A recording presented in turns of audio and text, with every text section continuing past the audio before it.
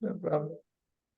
Hi Anusha, welcome to Women Who Soar IMC Edition Episode 3. I am Surabhi Arya, a student of the 59th batch, and we're doing this series to record journeys of the women who graduated from IMC and are excelling in life, just so that these can be a guiding light for your juniors, basically. So could we please begin with a quick introduction of yourself? Sure. This is a great initiative, and Surabhi, thank you so much for having me. I'm Anusha. I'm from the 55th batch of IIM Calcutta, pass out of 2019. And post IIM Calcutta, I joined Kearney from campus, a management consulting firm. Initially, I was in India, but you know how management consulting works. It kind of takes you to like a lot of places. So I have traveled to a lot of places, and then I moved to Middle East recently, 2 years back, given like multiple reasons. Middle East has been booming and there are like a lot of projects, and I specifically am from the digital transformation practice of Kearney, and a lot of digital projects going on here. So I just thought this would be a very nice career move for me, so I moved here 2 years ago, and so far so good. Could you also tell us a little about how you reached where you are today, like your journey before IMC also, and just Mhm. how it has progressed till now? Yeah, sure. So I started off as an engineer. I'm an electrical engineer, but from campus, I joined Infosys, and they were like one of the best 3 years of my life. That's my first job at Infosys.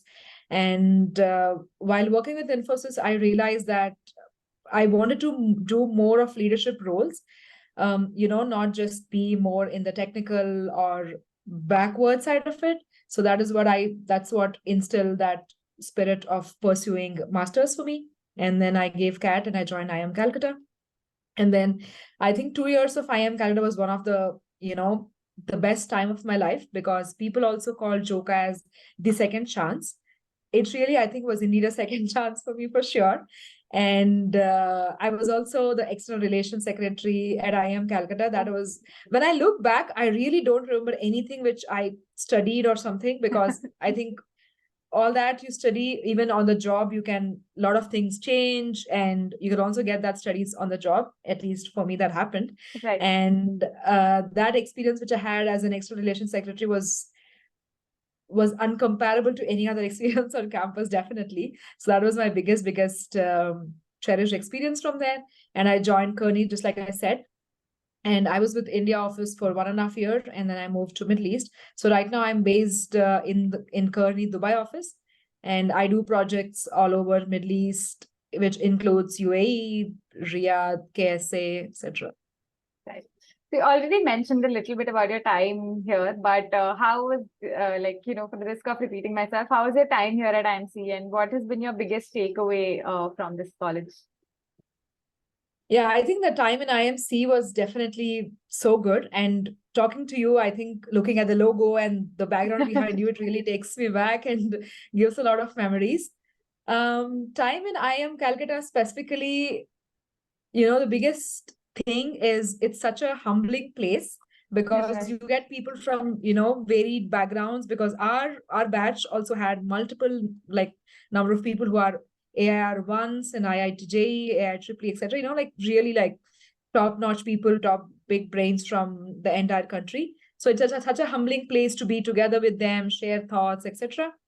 And then at the same time, it's very empowering, because MBA, or at least especially IIM, is such a springboard that it gives your career a very big boost. Of course, it's in your hands on how you shape, but at least it puts you in that platform of, cream of the country. So it's more humbling, it's more empowering, and I think that's my biggest experience with IIM Calcutta. Right.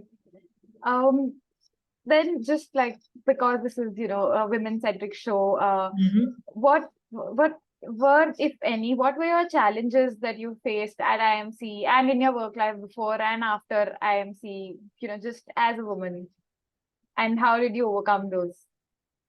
Yeah, I think in IMC there were no challenges that I really faced, because everybody comes with like really diverse thoughts, and you have Right. the best bunch from all over the country. I think that was the best thing you can have in, colleges, premier institutes like this. And I'm not sure if you know it, but at least our batch was one of the highest represented, has the highest representation of women, nearly 35%. So that was a very big news at that time. And I hope it's growing. So specifically, no problems as a woman in IIM Calcutta for sure.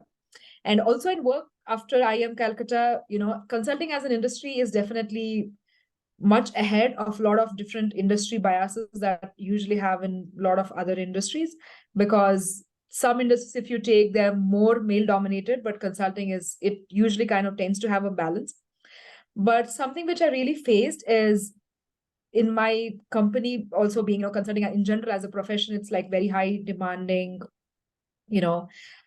skewed work-life culture, work-life balance. So when I joined, I felt that I had less women role models, because a lot of women tend to, go till manager or a little higher than that and then leave because they start their families. They just can't juggle between both of them. So I felt a bit lost when I first joined, saying, okay, we don't have like a lot of women role models, etc. So yeah, probably that was the biggest challenge I faced. Nothing How apart. did you deal with that? So I think COVID kind of changed, or maybe at least COVID was one factor where it changed, because people also learned that anything, you have to be adaptable to a lot of different things in life. So similarly, COVID was one of that experience. And also from there, uh, I felt a lot of firms, including our firm as well, has been doing a lot of more gender inclusive programs, specifically also dedicated towards women, more flex policies supporting women and also other, also male equally. So I think these initiatives and having more gender inclusive policies, etc., helped more women retain, in the firm. So I think now we definitely have more. And also, since I moved to Middle East is much bigger geography than India. So there are like more women and more, women role models that I can talk to, more partners that I can see around in the office today. And now when I look back to India office, it has grown by leaps and bounds. There are a lot of women partners, grown organically, hired laterally also. I think, all over the overall uh, all industries, all companies are doing good. Since COVID, not only since COVID, but also, again, like I said, it has been one factor that things can change. You not just do it by one way. So I think that was how now things have really changed for good. Do you think it has gotten better 4 years after you graduated? Definitely, yeah. But do you face any issues in terms of the consulting? As we all know, it's a very high. It has a very high requirement for traveling. So, do you Yes. face any issues around that? In terms of your safety or anything along those lines that you feel like a male counterpart has it easier that way, or you miss opportunities because of the requirement for travel? Yeah, no. So like you said, consulting is definitely very, very highly dependent on travel. And I personally travel twice every week from UAE to Riyadh, because most of my projects are based in Riyadh. And so there's very high amount of travel. But there is nothing specifically that you will lose out on travel unless and until you have some very specific requirements. And there are a lot of other firms also, who have started having these policies, for example, especially dedicated towards, pregnant women who cannot like travel a lot, because they should not lose on opportunities just because they're pregnant, right? So there are a lot of firms who have had more inclusive policies. Like if you're pregnant, you can either choose opt out to travel, or you will get, business class, etc. So I think in consulting, we are becoming more conducive to have more women in our companies, because I think definitely changes a lot of dynamics inside. And so I haven't specifically faced any problems, because at least what I've experienced with my 4 years with my company, they have been extremely open to suggestions, handling case by case basis, very understanding. And I do not see any other woman also struggling, but I also haven't reached that stage in my life where I should take big calls. For example, there are a lot of people who take maternity breaks, and I've seen a lot of women planning their kids also around career. For example, a lot of women have kids just after they became a principal so that they can take a proper career break, because before you take a if you take a break, it might also affect your promotion. There was some bias around that, but I think now they're resolved. But I've seen people also doing that strategically, and I really cannot talk at that stage because I'm not yet there. Right. So, but for now, I think it's really nice, and overall, people are becoming more aware of these issues of women. There are people, and also women are more advocating about themselves. So I think those two are like really important to be doing. Right. So there's one question that actually came out of consensus from the women in the college right now.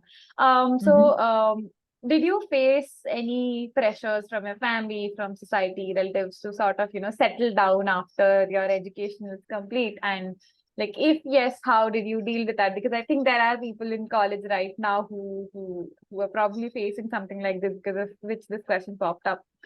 So Yeah. any comments, thoughts around that? Oh, for sure, for sure. And especially coming from a South Indian family, and I have been having that pressure even pre-MBA. But I really wanted to do MBA, so that was my call. I was very adamant, and I just pursued it myself, just being adamant. And post MBA, they're like, okay, fine, just your MBA is done. I think you just get married. But at that stage, I really felt that choosing your life partner is extremely critical if you want to pursue a good professional life. It's extremely critical. You either have a partner who supports you, or you just don't have a partner at all. That's what I strongly believed in. So I understand a lot of women have faced this pressure, and especially being Indians, I think this pressure is highest amongst all, because now when I see in my other colleagues from different nationalities, they're unmarried, and that's completely fine because they don't have that kind of Indian societal pressures to be handling. So that's definitely there. But I think I was very clear, at least in my mind, that I'm not going to marry till I find somebody who shares, same, not at least same, but similar professional goals, who have similar foundations and foundational values. And yeah, that clarity of thought, at least for me, was important. So I could go back and convince my family. That was extremely important for all of us to have, like, what kind of partner do you want to have. And it can be very similar, it can be very different, but then you should really have that clarity. And fortunately, I met my husband in my company. So he's a consultant, he's from IIM Bangalore, and we joined together Kearney, and then we met here. We dated for a while, and then we got married. So now we travel together from UAE to Riyadh every week. So, it worked out that way. But then a lot of consultants also who marry, who of course are not like, this is something like one in a million, 100 scenario. A lot of people are married to non-consultants, and they still have a very well-balanced life, because I think your partner should understand what your career demands of you, and you should understand what your partner's career demands of themselves. So I think that's extremely important. Right. So what have been like some advantages you've gotten in life because, by virtue of being a woman? Because like not everything has only negative sides, right? So is there anything like that also? Yeah, for sure. I mean, there are advantages, but if you see in a professional setting, the biggest advantage I have got is definitely I am being more close to the various diversity initiatives that we drive. Because as a woman, we know what needs to be advanced, what are we lagging at, that's something which only I think we can drive. So being a part of those gender initiatives, and your leadership also listens to you if you have a proper case for change. Like, okay, this is what is happening, this is what everybody's doing, this is what we should do, and this is how it should change. So this is something which I've been a part of also since my time in India office, and also in Middle East. I've been a very I've been playing strong role in women network of Kearney, both in India and Middle East offices, and that is something which I really cherish about. So being very close to diversity initiatives, and I think the ideal scenario is not having these diverse programs, because everybody has equal footage, both male and women. I think this is something which I kind of probably had an advantage. And this question reminds me of a recent panel discussion that we had with, partners from the Middle East office. Is somebody asked, because Middle East specifically is a super male dominated world, not consulting, but then the industries, right? The clients which we serve are mostly male dominated, but now it's changing. We have a lot of women, but at least because that person who spoke was a partner, so she was in the firm more than like for 15 years, and then when she started off, probably it was not this case. Right. So when somebody asked the same question, okay, what was your advantage, of being a woman? She said, in Middle East, people are aggressive because they have very ambitious goals. They want to, they have like great visions. They have ambitious goals. So with male partners, they're very aggressive. They're very pushy. But then if you're a woman, they actually stop, listen to what you're saying, and they're more empathetic towards you, as in, they just can't be so aggressive because you're a woman. So don't take that as a disadvantage, but then rather convert it to an advantage and use it for actually forming a relationship with your clients. So yeah, there are like several things, but this is what I've experienced. Right, that's very true. And like those are the formal questions I had planned for you. Is there anything else along these lines that you would like to advise or share with the future, your juniors? Anything that you'd like to mention? I think personally, this advice is not for women. This advice for everybody is, I think, the networks that you built in IIM Calcutta, not only in IIM Calcutta, but also once you start your professional career, right, are extremely, extremely important. Because they don't know where, at what time, whose help you might be needing. Not only help, but then, just people putting in a word for you, because there are like a lot of different things that are happening around the world, like a lot of geopolitical issues. You might have to move geographies. You might have to find different jobs, recessions happening here and there. Right. So I think, nurturing those networks and having them throughout is extremely important. This is a general advice for everybody. And specifically for women, what I would say is, sometimes we are more subservient because we think that this might not happen, this might not be the case, this might not, this person might not agree to what I ask. But what I would believe is just still go ahead and ask, because, if you don't ask, the answer is definitely no. And specifically because now everybody's being more open to diverse, and everybody knows all problems that women face. Everybody's striving to, work with their families, with their professions, personal lives. So if there are any issues that you face, for example, I've just had a friend who just had a baby, and then she just can't work between 8:30 to 10:30 because she has to take care of her baby. But then she's like, no, that's like the peak work time and I just can't do it. But then she still went ahead and told her partner, okay, I just can't have this time, but then I'm flexible to come after 10:30. And that perfectly worked for her. And the partner was like, it's fine. I mean, it's understandable, right? It's because I think we impose a lot of self barriers for ourselves, which I don't think it should be the case. And I think men are more open about it. They just go ahead and ask. Although me and my husband work in the same company, have a lot of similarities. Whenever I say something to my husband, I'm like not to my husband, and I say, okay, I want to talk about this to my leadership. I have like 100 different scenarios in my head, or how do I ask? Why should I ask? Should I even ask? But my husband just goes and just asks them like that, and it just like works in both of their favor. Right. So I think as women, we have a lot of self-imposed barriers. I think we should definitely break that. That actually reminds me of so there's this video by Radhika Gupta, who's the CEO of Edelweiss Asset Management. That's the exact thing she also very strongly advocates, that just ask. I mean, it's okay. The maximum you're gonna get, like, the people are just gonna say no, right? I mean, it's okay. Please go ahead and ask. And finally, along very informal lines, just as a junior, what has been your best memory at IMC? Just as a memory or a place that you loved here that you would definitely encourage us to try or experience. I think the only and the biggest experience I have with IIM Calcutta is being a part of the student council, because I said I was a part of the student council, being the ER, and during our time there was change in leadership of IMC. Like there were new directors, new being elected. So we most of our time was invested in being a part of that.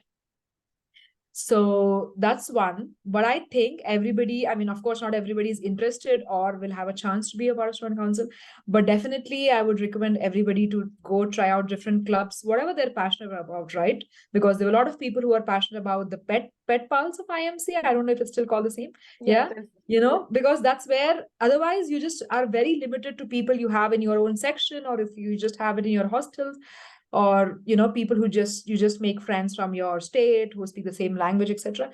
But being a part of these clubs, SIGs, any events, any activities really opens you up to diverse perspectives, and it gives you more exposure, because that's the whole point of having these B schools, is you build networks, you be as adaptable as possible. So I think everybody should have these extracurriculars. I don't think like people just come saying, okay, I'm just going to study, like lock my doors, just study. I don't think such kind of people exist. But I think, yeah, everybody should experience this organizing some events, having some clubs, doing something like that, which is, I think it's extremely, extremely important. Once you step in your professional career, you will find, why all those are actually being a part of your B school curriculum. Right. Those are all the questions I had for you, Anusha. Thank you so much for your time. This has been great. Of course. And I hope it helps a lot of people in general going forward. Thank you for your time. Definitely, Surabhi. Thank you so much. Thank you for your time. And thank you for all the hard work. Thank you so much.